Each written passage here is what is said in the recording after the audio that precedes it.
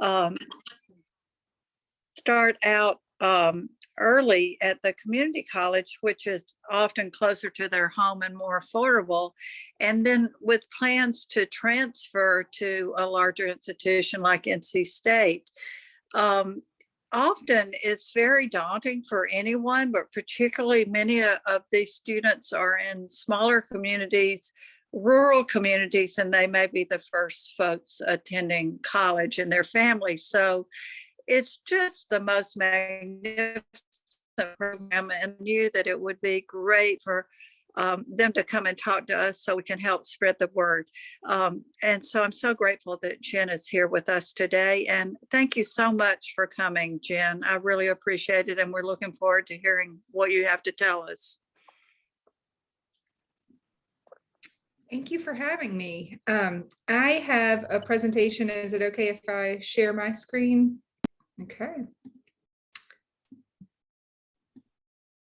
There we go. You gave such a great introduction, Suzanne. I don't know that y'all need to hear from me because you've already said what we're doing, but I will definitely give you some details. And because we have a smaller group, please feel free to unmute and ask questions as we go along if there are things that you want to know more about or questions that you have about how our program works.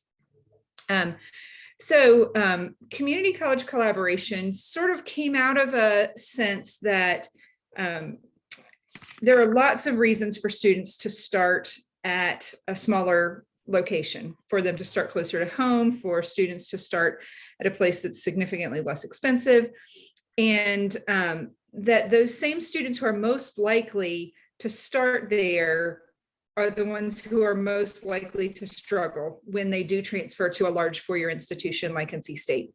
So we started the Community College Collaboration Program, and it is a comprehensive support program to help bridge that gap so that students can get support even before they transfer. There has always been resources at the universities for students to help them once they have transferred. But sometimes by the time they know what to ask, they've already gotten to a place where they're stuck or they're a little intimidated. So our goal is to provide those supports before they come, for them to start out with a plan to transfer, to make sure the courses they're taking are correct and that they are going to meet their long-term goals and move them into the direction that they want. So we provide academic and program support for students before they transfer, while they're still in the community college. And that helps them prepare for a successful transition. So it helps make sure that they're able to get into the major that they want to get into, and then are able to move forward and complete their bachelor's degree in a timely manner.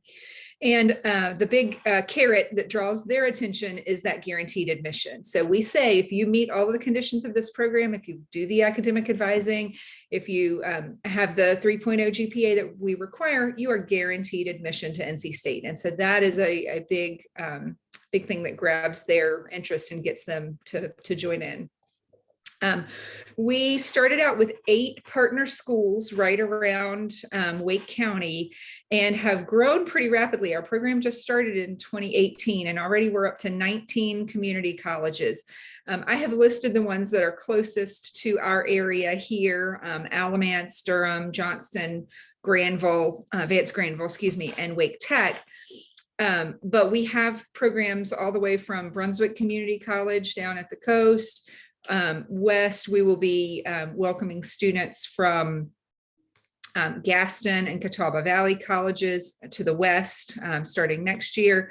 So we are pretty widespread. We do not include all community colleges because part of the success is that we know the students while they're still at their community college. So it's not open to the entire 58 community college system yet, but that may be part of our growth eventually, years down the road. So here's kind of the way the program works and what the benefits are to the student.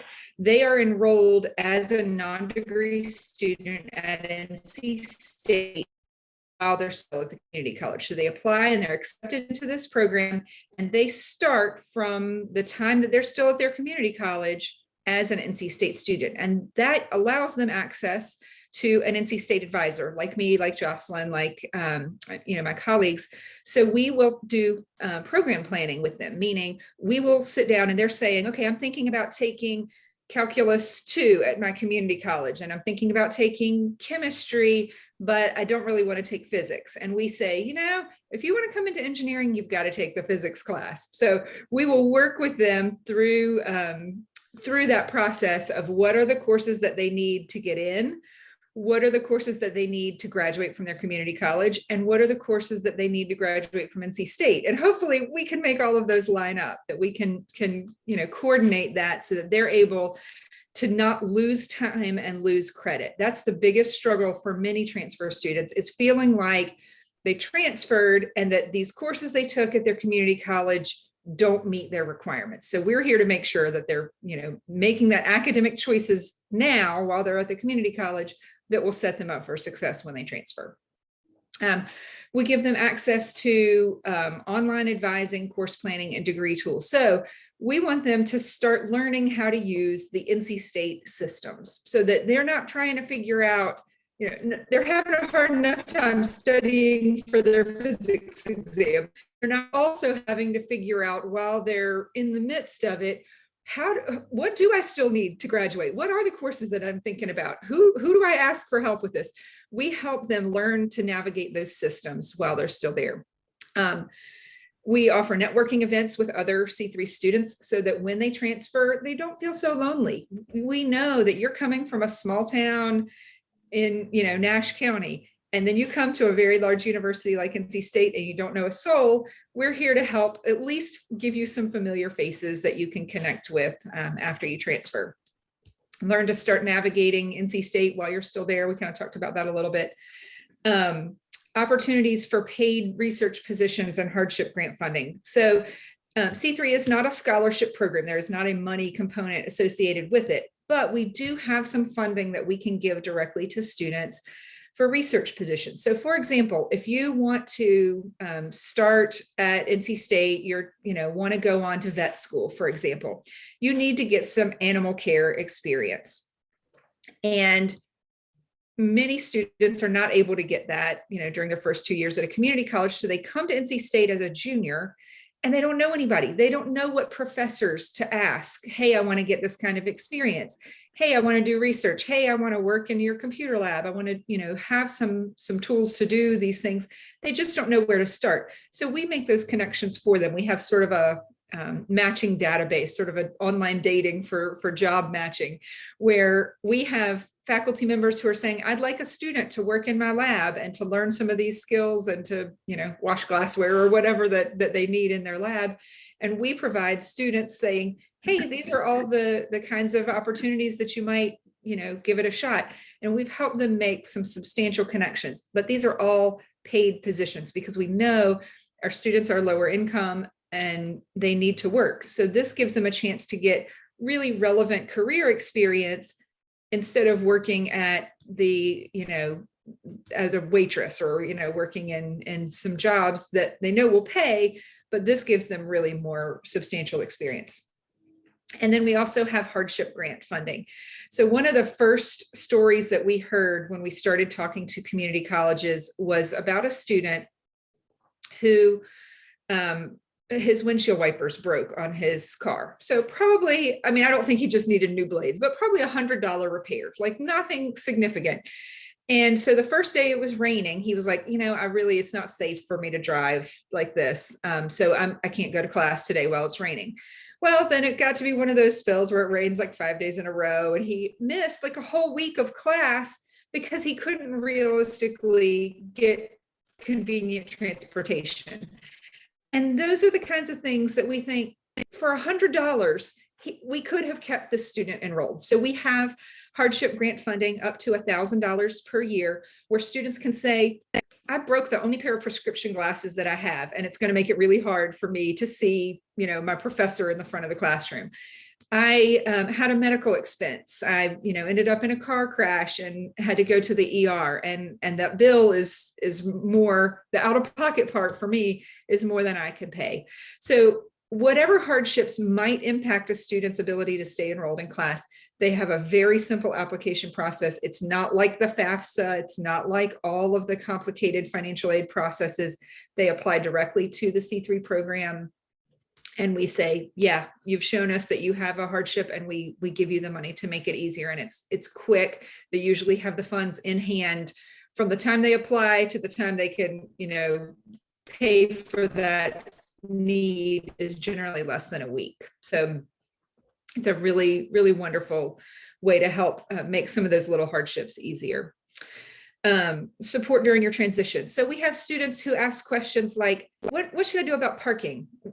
I hear about the park and ride. I hear about, all these ridiculously expensive parking permits. What's the best way to do it? Or I'm thinking about living on campus, and I'm thinking about commuting from my hometown. Which is the better thing to do? And there's no one central office to help students with those kinds of transitional issues. So we are sort of a lifeline for them in that way, just helping them figure out where to go, what are the resources they need, what can make this transition simpler.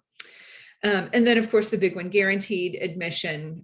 If they complete their associate's degree, have a 3.0 or higher GPA, and have met the course requirements that we've talked with them about. I like to tell story. I like to talk about our program through stories, and I feel like introducing you to some of our people is a good way to do it. This is Joselyn, who I had hoped would be able to be here today. She is our communication and outreach coordinator right now. So she came through the C3 program and is now working on our staff. And Joselyn started out at Wake Tech, graduated from high school having had she did fine in high school, but school was not her focus. And she said, I really love baking, and I want to start at Wake Tech in their culinary arts program. So she did that for a year or so. And as part of that, she took some communication and business classes. That culinary arts or welding or, some of those technical programs, those would not generally be transferable to NC State or to a four-year program. But she took some of the classes that would be transferable, business classes that would, help you run a bakery kind of coursework. And she said, you know what, I really like the communication side of things, and I want a four-year degree, and I don't know how to get there. She was the first in her family to go to college, and a dual language speaker. So Spanish is the primary language spoken at home, and didn't have the family support to say, here's how to do this. And somebody handed her a brochure saying, hey, there's this new C3 program. You should think about this. This is a great way to help you on that path. And she did. She transferred. She then kind of went back and took the additional college transfer courses at Wake Tech, and then successfully transferred. She just graduated last December with, I think, a 3.9 GPA, really outstanding student at NC State, and has just been phenomenal. She worked in our office as a student. I said we have these research programs. Well, some of them, we have one in our office as well. And so she was that for us, started our C3 social media presence, and really just has a great way of relating to other students and asking, how can we help you? How can we support you? Yeah. Suzanne, what's your question?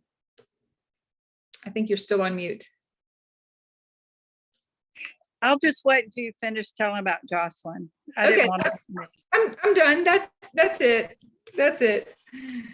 Well, let me just say, when I wrote a note to ask if Jen could speak, and she said Joselyn might be able to come, Joselyn wrote me back, and it was just so wonderful. It's like she just has hit her stride in this position. And what an ambassador she is for the program. It's just amazing. I hope you two will come back so we can meet her. Please tell her how disappointed we are that we didn't get the opportunity today, understanding that she couldn't be here. I had two questions. One, I understand, and I'm sure you're well aware of this, that there is a program for every student who has a GED or a graduation from a high school has the opportunity to go to a community college. Is that just Wake County, or is that the whole state?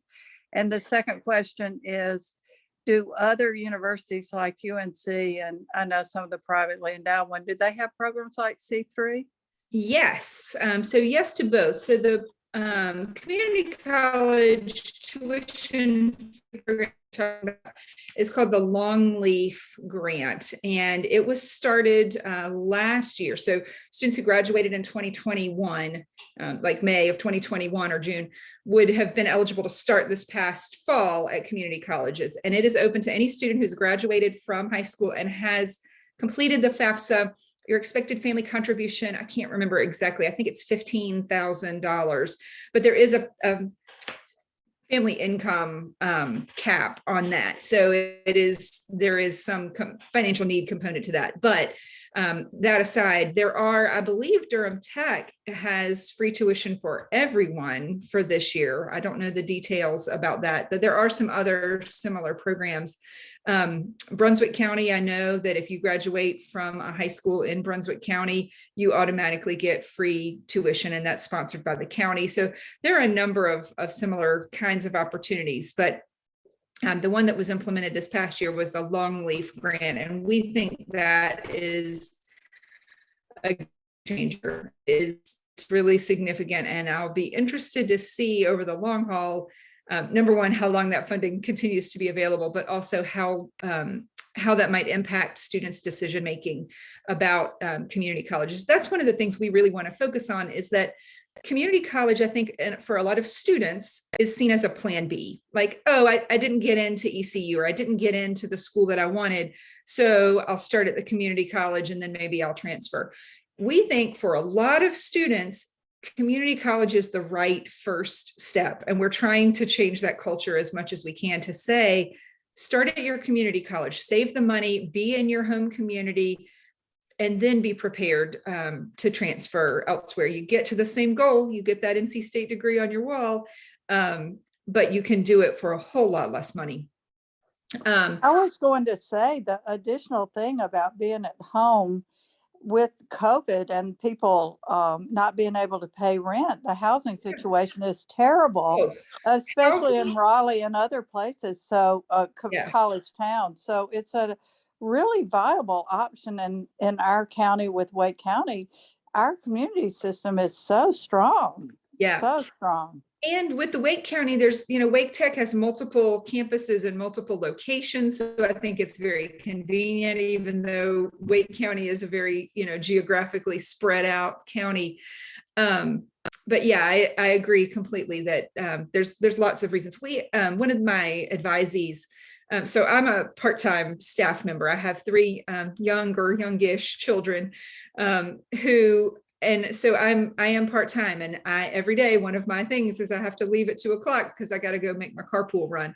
And I was talking to one of our students and saying, yeah, we got to, my advising appointment is pretty limited. I've got to stop right at 2:00 so I can go pick up my kids from school. And he said, oh yeah, I have to pick up my little siblings from school. We only have 1 car in our family. So I drop my mom off at work in the morning, and then I drive to my community college, and then I go pick up my little sister at 3:00, and then I, come back home. And I thought, he's doing the exact same thing I'm doing, and transporting his mom to work, and, going to college full time. I really don't know how he's doing it. And he's, doing phenomenally well academically, but it was just a little, connection between me and the student that really made me see the family commitments often are things that keep them close to home for that first year.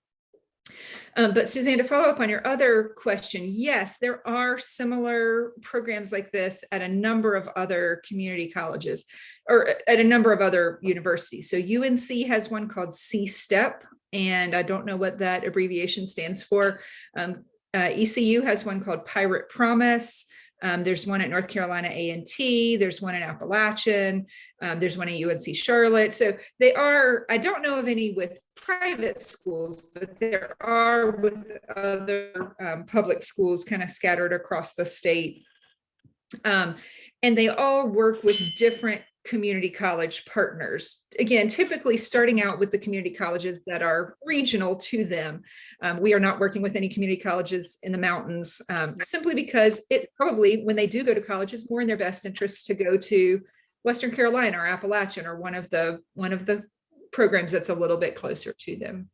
What is so wonderful to me is often these areas that are underserved have such talented people like Joselyn that all she needs is the access and opportunity. And that's exactly the role you guys are filling. And I thank you so much for that. I just see so many people who have so much to offer that would help everyone and, give them an access to a better job and education. Yeah. It's just so wonderful. Well, and access is a huge piece of it. I mean, we're offering guaranteed admission. We're giving them that pathway, but it's more than just access. It's also success. And I think Joselyn is probably a good example. She would say, I didn't have the confidence to go to college right when I started. I didn't think I could be successful at NC State. And you have given me the tools and the confidence by meeting with me once a semester to say, hey, how are you doing in this? What are the steps that you need to take? What are the things that you can do to prepare yourself? And all of those things are giving her the success tools, not just the access piece of it. And that is really critical to us. So how can we help spread the word? I think the thing is people don't know about the program. Absolutely. Yep. And that's why we come and talk to Rotary clubs. So I think that the word is starting to get out in certain circles. Ben Falero here. Ben is one of our students who started at Central Carolina Community College. He found out about it because his dad works at Central Carolina. So he's not a first generation student, but he said, I just wasn't ready for a large place. And financially, it made more sense for me to start there. Ben is the first one who's going to sign up for an event. Every time we have something to offer, Ben is going to be the first in line to show up there and the last one to leave to help out at the end. But it's about connecting for him. I think that's something that we talk about, but he's in this picture, he's actually sitting right beside a computer. We connected him with a job on campus. He wants his majors in computer and electrical engineering. And so he got this job, installing printers and, helping people manage IT issues, helping staff primarily manage IT issues on campus. But it has given him that job experience that he wouldn't really have happened otherwise. I haven't talked a lot about rural students, although it's kind of come up briefly, but Hannah is one from Nash Community College, agriculture major, has a very small, I won't say family farm. She just has a lot, she has goats, she has chickens, she has a small menagerie in their house. And she said, from a small town, I did not know how to find my way. I didn't know how to make it at NC State. And so she is coming to NC State in our agricultural science program. And again, started out in COVID, so it was a little tricky to, in many ways, she was still at her hometown, but is now the classes are back in person on campus, has really enjoyed that. And then the other kind of student, I don't have a photo of Michelle, but Michelle is a non-traditional student. She's a grandmother. She is probably 20 years my senior, and she helped her children through school and has grandchildren that she keeps one day a week. And she said, it's my turn. I have always wanted a college degree. I didn't know how I could start it. And then she found out about our leadership in the public sector program, which is entirely online. And she said, this is my path. This is what I want to do. So for her, it's not about the job prospects or about the increased income from a degree. It's simply about the learning and what she can get out of it. And I think she's really excited about that. What is her goal? I'm sorry. I was going to ask. What's that? I was going to ask. I was going to ask, what is Michelle's goal after she completes her degree? So she has worked and still works for a hospice agency and would like to move into more of a leadership role within her company. But I think she's in part thinking, I would love that, but I'm also very happy to get the degree for the sake of learning and for just being able to say that I have a degree and that to show her children that she can do that. So I want to talk a little bit about who is really our intended audience, who are our C3 students. So it is limited to students from low to moderate income backgrounds. And so we limit that to about $110,000 in household income per year. Now, we have gone outside that range for students who have, something really unusual that would indicate they need some additional help, but it is intended for low to moderate income students. It's open to early college students. I'm not sure how familiar you all are with the early college programs, but in those, students can take community college classes while they're still in high school. They can earn an associate's degree while they're still in high school, but we do require that they complete that 5th year. Some students complete their whole associate's degree during their 4 years of high school. Some do it during a 5th year, finish it during a 5th year. And so we do require students to do that 5th year. We are primarily aimed at first generation students. About half, maybe a little more than half of our total C3 student body is first generation students, rural students, military veterans, and military affiliated students. That's another population. If your parent is in the military and you've been transferred from one base to another throughout your entire educational journey, you may not know how to transfer, and it can be much more complicated. So we encourage military affiliated students. Students with demonstrated potential for academic success. So what that is saying is you do not have to have had a 4.0 high school GPA in order to be accepted into the C3 program, but you do have to have something that shows you are going to be successful academically and are going to be able to earn that 3.0 college GPA. So we're going to be looking at, if high school work wasn't stellar, we're going to be looking at what you've done during your first semester or two of college work. We are looking for students who can participate full-time, who can enroll full-time.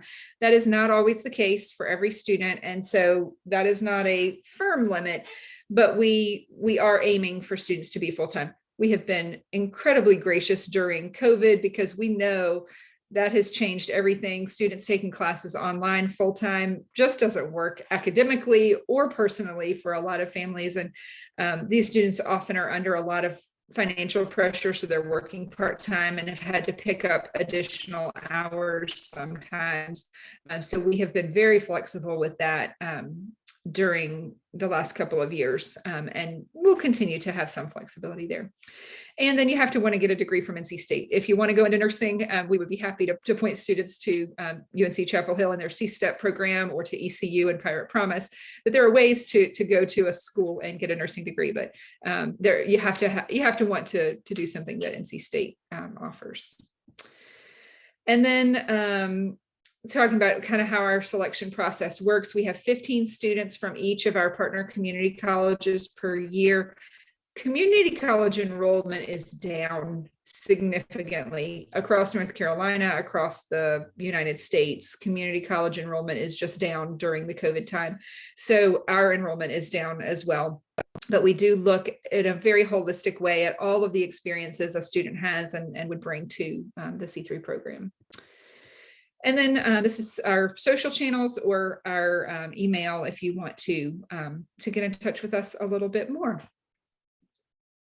One of the questions that Suzanne asked earlier is how can we get the word out? How can we continue to share this? And most of our students hear about this via word of mouth. They hear about it from somebody at their community college. They hear about it from somebody that they know who's participated. And while we love that, it gives students that more personal time to ask questions. It is not an effective and efficient way. We recruit within high schools, and we recruit within community colleges. So you can come to C3 straight out of high school with a plan to start at the community college, or you can start when you're already at the community college and have then decided that you want to go a transfer route. You can do that in either direction. But we rely on people like you all to, high schoolers. I know Rotary is focused on educational issues. So my dad is in the Carrie Page Rotary, is how I ended up speaking there. And he volunteers with Read and Feed. Every week he got my 14-year-old volunteering at Read and Feed this year in Cary, and has loved doing that.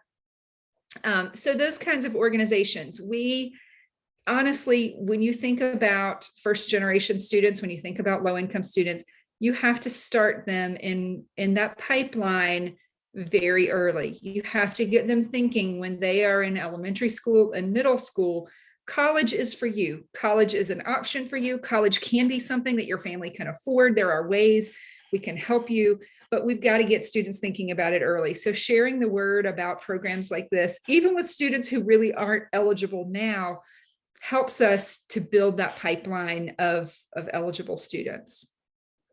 So yeah, please share the word with high schoolers that you know or younger. We would love to help make connections. One of Joselyn's duties when she came on as our communication and outreach coordinator is to start building relationships with community organizations that support our students. So there are all kinds of educational groups that help first generation students, trio type programs and things that will help students who are high financial need students or first gen, or for a number of other reasons might struggle with college. And so we want to start building relationships with those organizations so that they can talk to the students that they're working with as well. So again, we're a fairly new program, so we're still kind of growing into that. We had only existed for a year. I mean, we had our first students enroll in 2019, and then COVID hit in 2020. So much of our growth has happened remotely, and we're still kind of figuring out exactly how we can connect with our students in person and what that looks like. So we are grateful for any ways that you all would have, or suggestions that you have for how we might connect. Any questions? I raised my hand again because as you talked, I always am thinking about other things. The young woman who had the agriculturalist, Hannah. Yeah. Yep. I just see her as, maybe she may not have considered it, but maybe being a veterinarian. I'm a veterinarian. And I just like to offer up, if you have a student that might be interested in wildlife biology or veterinary medicine, especially, a lot of women don't realize what a great career those two fields are. Yeah. I think it would be great if you have a resource list of people who would talk to young people, because mentoring is one of my favorite things. Absolutely. But also the Rotary Club has several launch programs, and we have one in Cary called Launch Cary. So a new entrepreneur comes and learns how to run their business. And I would really love to see at least you guys mentioned, because often these people don't have an advanced degree, and the community college, and then moving on, if they would like to, would be a perfect place for these people that are so talented with brilliant ideas. There's one that's starting, because I'm going to mentor for Cary, but there's also one in Raleigh and Nightdale and Wake Forest, I believe. And so that would be a good place. And having just dropped off the Raleigh students, these are rising juniors, I believe. I think they're 10th graders when they apply. Is that right, Mary? Do you know for sure? But anyway, having mentioned, both of our students have already thought about what they want to do. One is definitely interested in NC State, although from Cary Page, our area is not rural, and I think these parents would be fine. But that has the whole district of young students, and they may not know yet what they're going to do. That would be a great thing to connect with. Yeah. Tell me the name of that program again, that with the Launch Cary and Nightdale and Raleigh. I don't know who the chair is. I can tell you who the chair is for that down. For Launch Cary. It's run in Dorcas Ministries. Oh yeah. It's the actual site that they have it. Yeah. Okay. But this is the second time I've done it, and it was such a meaningful experience for me. And I think my participant was great. She's a young harpist who's doing greeting card business, which is such an interesting thing to have an audio or video. And the companies are just so interesting, and these people are so talented. Yeah, we recently had an event on our campus at the Entrepreneurship Garage, which I didn't really know much about, but it's an NC State kind of entrepreneurship launching place like that.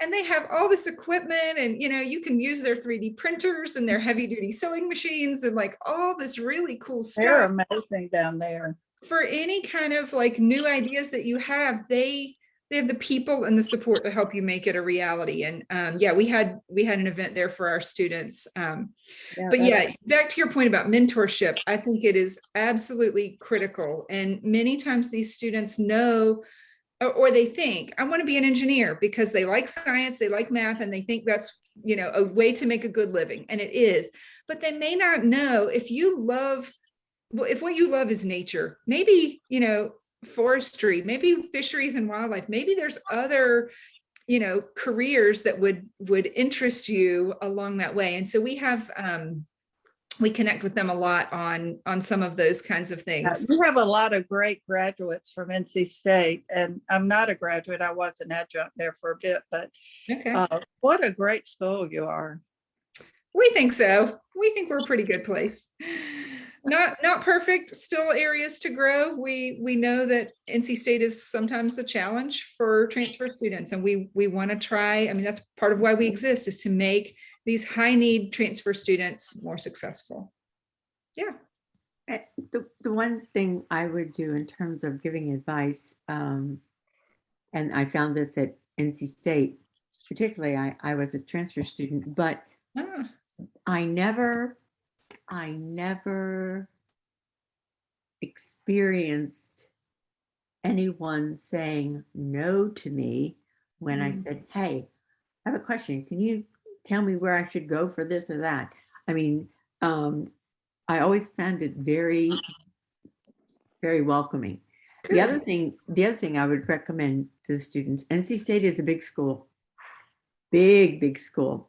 So if there is one thing that they like to do, if they can make that population smaller by being involved with a group of people, that will benefit them immensely.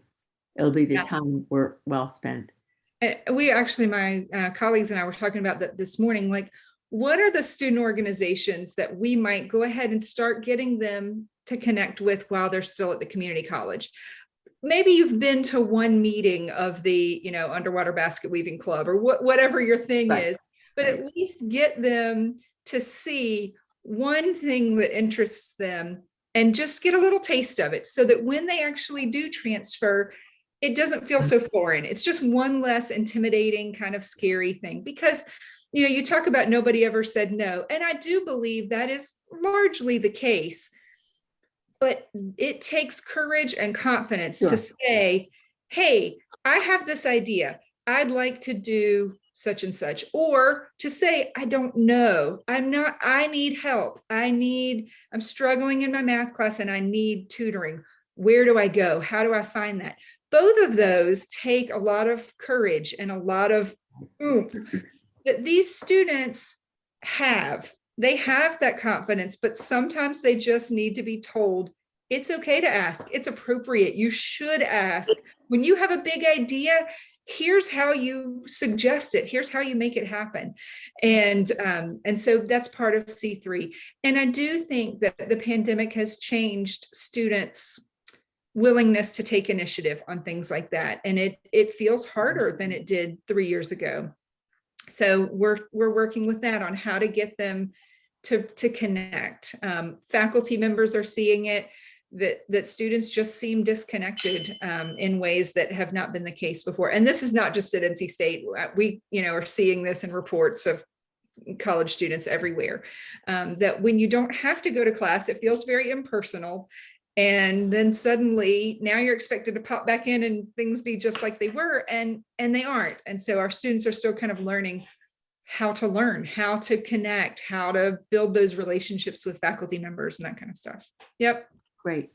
Carol, I'm going to turn it over to you if you'll share your screen again.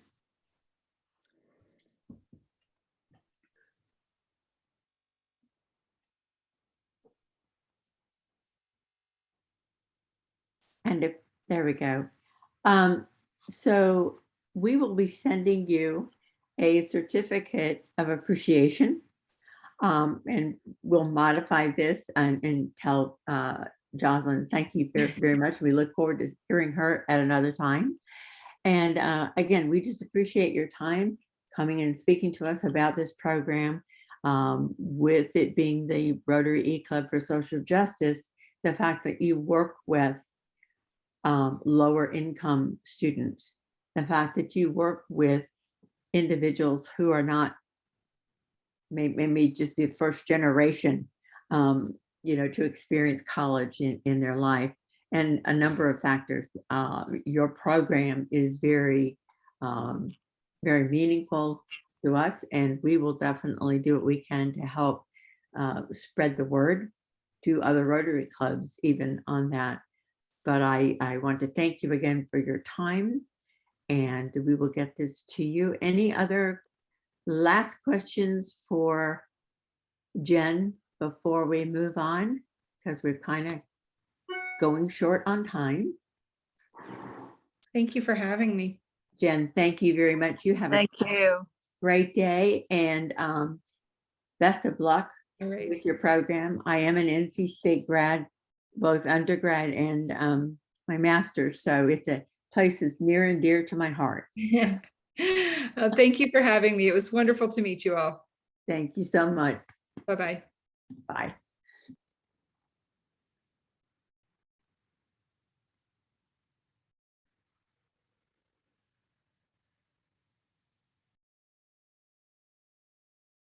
Carol, you want to just go ahead Yeah. and Remember the day of service coming up in a couple of weeks. And then we've got May is busy. We've got the district conference over in Winston-Salem. That'll be a great event. Followed the following weekend, actually by the last training assembly for this Rotary year. So that's coming up. Does anybody else have other announcements of things that are happening that we need to know about? The Carrie Page Rotary Club is planting trees for the day of service, and they would welcome anyone who wants to join them.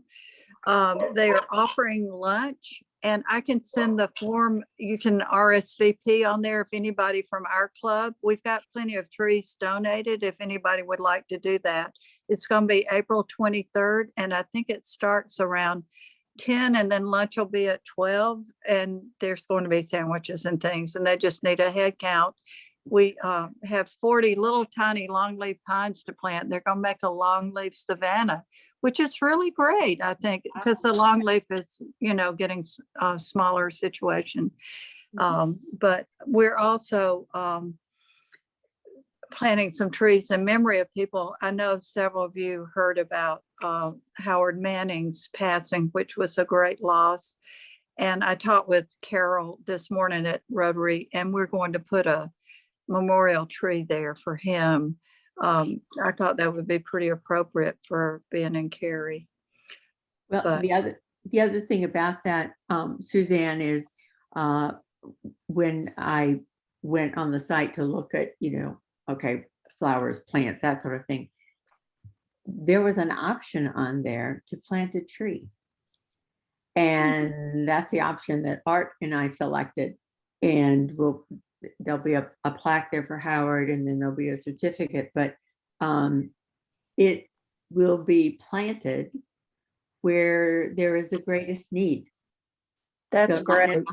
not necessarily, in our area, like you all are doing with the 40 pines, but That's a great idea. yeah, I'll mention that to Carol, because it certainly doesn't have to be in the tree archive. yeah. So it's but anyway, so I just applied, online to do that. But I thought it was a great opportunity for when there's someone that important in your life that passes away.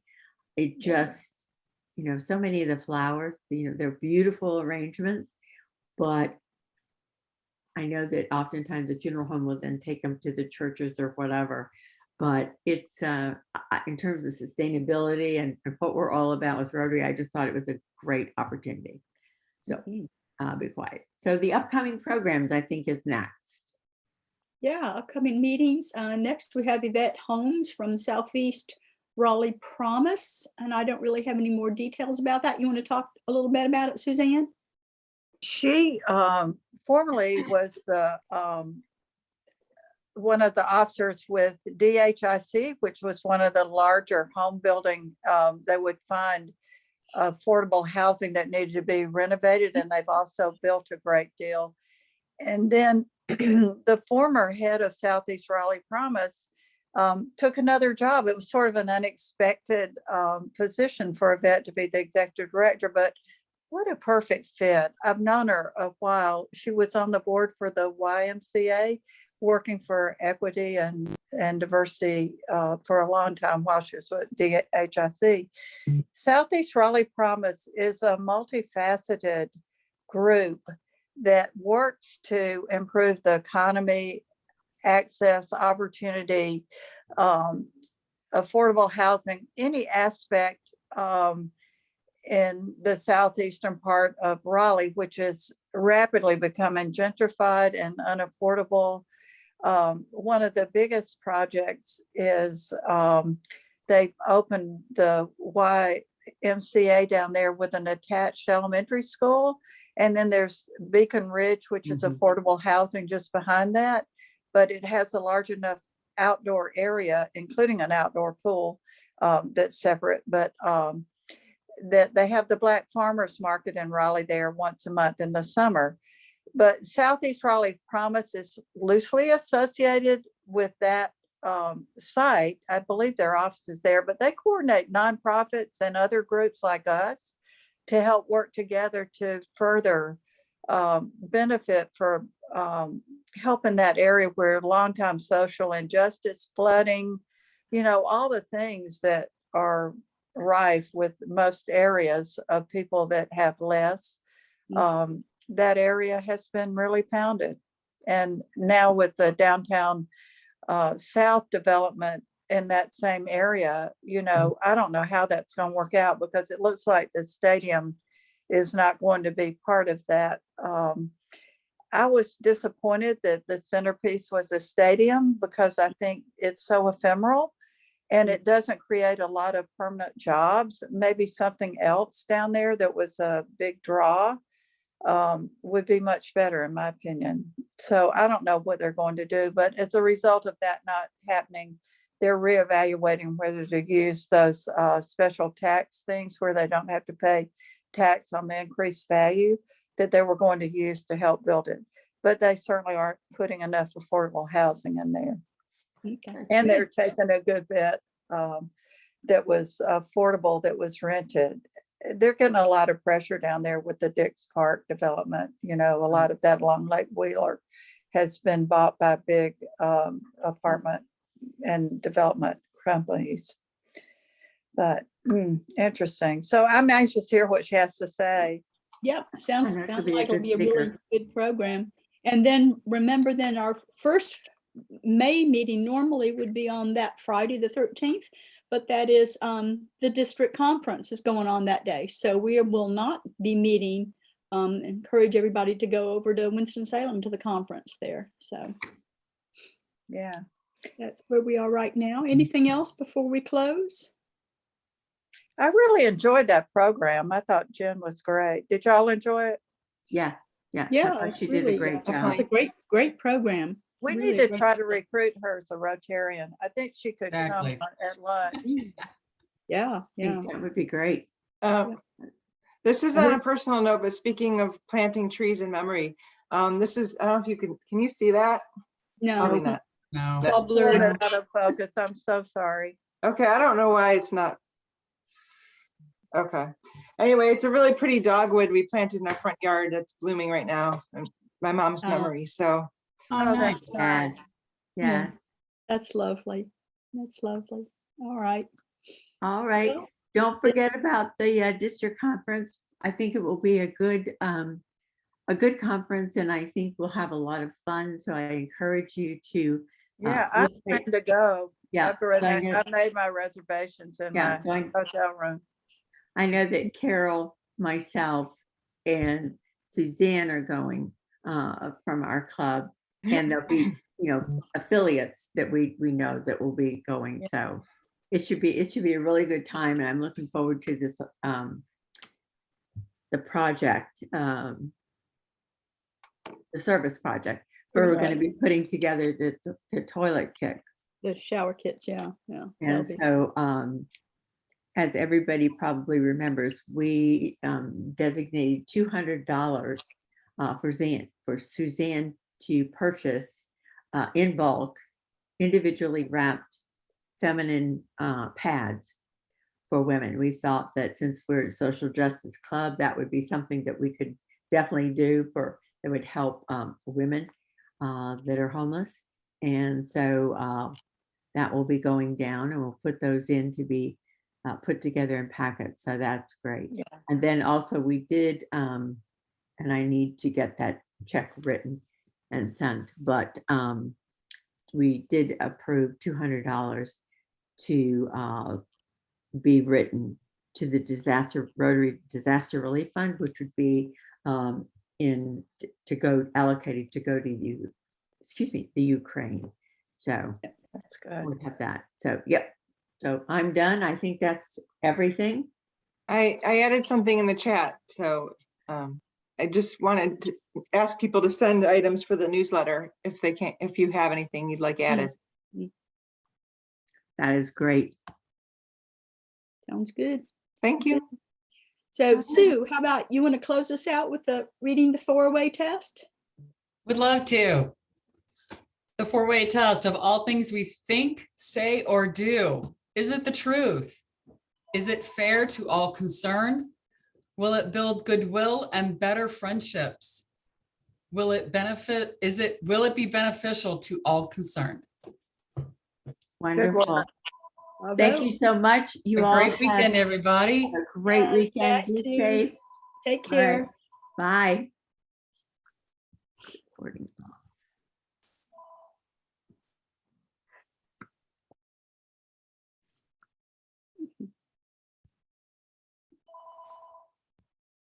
Bye, Carol. Thanks so much for everything.